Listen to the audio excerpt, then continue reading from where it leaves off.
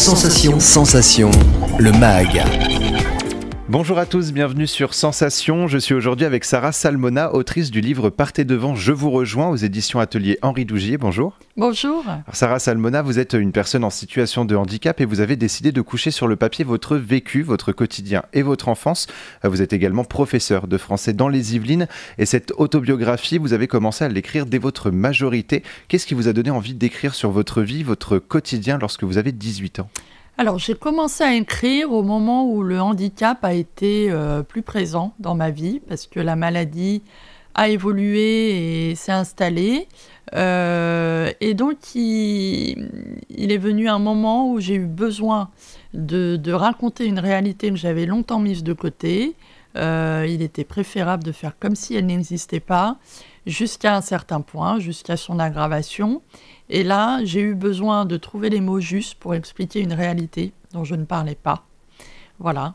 Et puis d'attaquer certains stéréotypes aussi, qui m'avaient un petit peu collé à la peau depuis que j'étais enfant, à savoir soit une image très pathétique et tragique de ma situation, ou au contraire une image un peu héroïsante, où on a un peu l'injonction d'être comme un super-héros, d'être ultra courageux, de jamais se plaindre d'une réalité qu'on, de fait, met de côté. Alors, vos premiers mots sortent à la majorité, donc à vos 18 ans, mais l'autobiographie est publiée en 2023. Vous avez aujourd'hui 38 ans. Est-ce que vous avez écrit et peaufiné votre œuvre pendant toutes ces années ? Exactement. En fait, j'ai écrit au fur et à mesure des événements qui m'arrivaient. Et j'ai écrit d'abord sur des thématiques, lors de conférences sur le handicap. Donc, entre mes 18 et mes 36 ans, l'œuvre, elle s'est construite, puisque le récit s'achève vraiment à mes 36 ans. Voilà. Et est-ce que pendant toutes ces années, vous avez été confronté justement à vos émotions passées ? Oui, ça a été une vraie thérapie, c'est-à-dire que l'écriture permet de prendre conscience des réalités, de les revivre, de les ressentir à nouveau, de s'en libérer. Parce que c'est un poids qu'on porte, et l'écriture permet une mise à distance et la sensation vraiment d'avoir eu le contrôle sur des choses qui m'échappaient, et l'écriture me permettait de retrouver ce pouvoir-là sur une existence. Alors, Partez devant, je vous rejoins, c'est donc votre histoire. Vous commencez par y raconter votre enfance, votre adolescence, puis votre vie d'adulte avec cet objectif central, celui de mettre en avant votre parcours de femme qui a peiné à se construire avec son handicap. Pourquoi est-ce que ça a été si difficile de se construire avec votre handicap ? Il y a deux choses. Il y a ces images, ces stéréotypes, ces préjugés avec lesquels je me suis construite. La première, j'en parle dans le bouquin, c'est l'impression d'être une tête sans corps.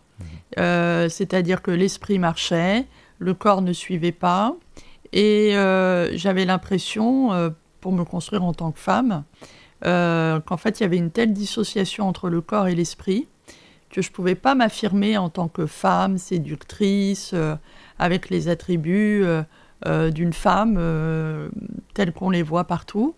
Et donc, pour moi, l'identité de femme, elle pouvait pas, je pouvais pas l'avoir. Je pouvais jouer à être une femme.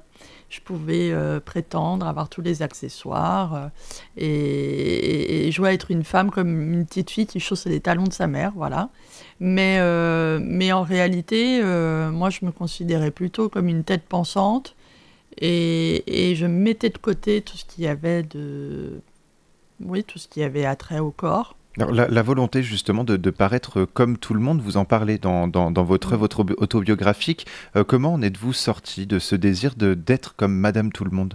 Alors, j'en suis pas totalement sortie, c'est-à-dire que mon bouquin réclame, et ma vie, j'ai réclamé les mêmes droits et les mêmes chances que tous les autres, et ça aussi c'est un obstacle pour se construire en tant que femme, parce qu'il y a l'idée de devenir adulte, d'être autonome, d'avoir un job, de pouvoir circuler librement, et ça c'est toujours, à l'heure d'aujourd'hui, compliqué pour moi.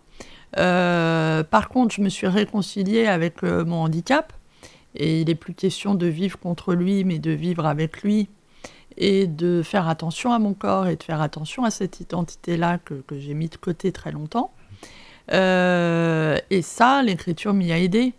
Et j'ai commencé un travail thérapeutique à l'âge de 18 ans et j'ai rencontré des personnes en situation de handicap que tardivement, comme si je voulais m'affranchir absolument de ce monde qui n'allait pas me porter, mais au contraire, qui allait m'enfoncer. Et au contraire, ça a été pour moi une libération de rencontrer des gens qui avaient les mêmes difficultés et avec qui on lutte aussi au quotidien. Et dans votre autobiographie, vous vous livrez notamment sur votre scolarité, avec ce premier jour à l'école où les élèves vous regardent avec toute votre différence, cette tête de banane écrasée, pour citer votre œuvre. La différence à l'école, ça a été quelque chose qui vous a longtemps pesé ? Alors évidemment, ça a été un électrochoc parce que par rapport à ma maison, qui était un lieu rassurant, où tout le monde connaissait ma maladie, l'école, j'y suis arrivée comme un extraterrestre parce que on n'a pas expliqué d'abord ce que j'avais aux autres enfants. J'étais différenciée parce que je portais un casque sur la tête en cas de chute, parce que j'étais fragile et que je pouvais tomber facilement. Et donc les moqueries, les regards insistants, ça a été une réalité soudaine, imprévue pour moi, que j'ai pas du tout su gérer sur le moment, qui m'a blessée, qui m'a effrayée. Et heureusement, plus tardivement, quand j'ai eu quand même la parole et quand j'ai rencontré des amis proches qui m'ont suivi, j'ai plus ressenti cette mise à distance et cette souffrance telle que je l'ai eue en maternelle, enfin à toute petite enfance. À l'école, justement, vous estimez que c'est important de parler du handicap des autres enfants pour mieux les intégrer ? Oui, exactement, parce que la stratégie pour moi a été de faire comme si de rien n'était. Et c'était une vraie douleur pour moi, c'était une vraie source d'interrogation pour les autres et le conflit n'était pas du tout résolu. Et donc moi j'intégrais aussi dans l'idée, si les profs n'en parlaient pas, si les instituts n'en parlaient pas, qu'il valait mieux pas en parler parce que ça faisait tâche. Donc j'ai intégré cette idée aussi. Et l'adulte aurait pu être présent pour me permettre de me libérer de ce non-dit et d'expliquer aux autres, et non, c'est une réalité qu'il faut prendre en compte. Et c'est pas pour ça que t'as pas les mêmes droits que les autres non plus. Et vous l'avez évoqué tout à l'heure par rapport à cette héroïsation finalement qui vous agace presque, et vous le dites, justement, vous l'exprimez dans votre œuvre. Et si vous n'êtes pas héroïsé, vous êtes plainte. Donc l'empathie des personnes semble positive. Et pourtant, ce n'est pas non plus la bonne réaction à avoir. Ce que vous cherchez finalement, c'est cette sensibilisation des personnes en disant on est comme tout le monde. Ça peut être, le chemin peut être un peu plus compliqué entre guillemets, mais on est comme tout le monde. On a le droit à ce que vous avez le droit aussi. Oui, c'est compliqué d'exister entre ces deux identités, soit d'être dans une réalité trop pathétique, soit d'être trop héroïsé, parce qu'en fait, le monde du commun des mortels, il ne nous est pas accessible, comme si ça n'était pas accessible. Et comme si on ne pouvait exister que par l'ultra-courage, ce qui est un poids aussi, et c'est ce qui m'a aussi conduite à faire le déni de mon handicap, en fait, de jamais me plaindre, d'être courageuse. Donc c'est pas une bonne solution. Et je pense aussi que tout le monde a des difficultés, quelles qu'elles soient, et qu'on n'est peut-être pas plus courageux qu'un autre parce qu'on a quand même l'envie de vivre et qu'il nous faut donner les chances, comme tout le monde, de pouvoir accéder à son autonomie, à un plein emploi, à la circulation. Et c'est ça mon combat. Et c'est de dire que c'est pas le handicap qui rend malade, c'est plutôt le monde qui entoure, qui nous empêche. Et votre autobiographie a été adaptée au théâtre. Vous jouez d'ailleurs dedans. La mise en scène a été assurée par Stéphane Delot. Votre souhait, c'est également de la mettre à l'école. Alors pourquoi votre objectif, c'est justement de présenter cette pièce à l'école ? Oui, alors moi je suis prof et je constate à quel point les élèves s'adaptent et intègrent le handicap avec beaucoup de facilité quand on leur explique, bien sûr. Et c'est ce que je fais.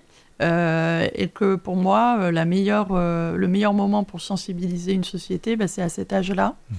Et je me dis que s'ils me donnent une place en tant que prof à part entière, ils donneront une place à toute personne en situation de handicap dans la société, dans leur vie future. Merci beaucoup Sarah Salmona d'avoir été avec nous sur Sensation. Donc je rappelle que vous êtes l'autrice du livre Partez devant, je vous rejoins, donc une autobiographie aux éditions Atelier Henri Dougier. Pour plus d'informations, donc on peut se rendre sur votre page Facebook, tout simplement Partez devant, je vous rejoins. On pourra suivre notamment ce projet du coup de pièces à l'école et toutes les dates de votre, des représentations théâtrales. Et pour revoir ou réécouter cette émission, rendez-vous sur notre site et notre application Radio Sensation.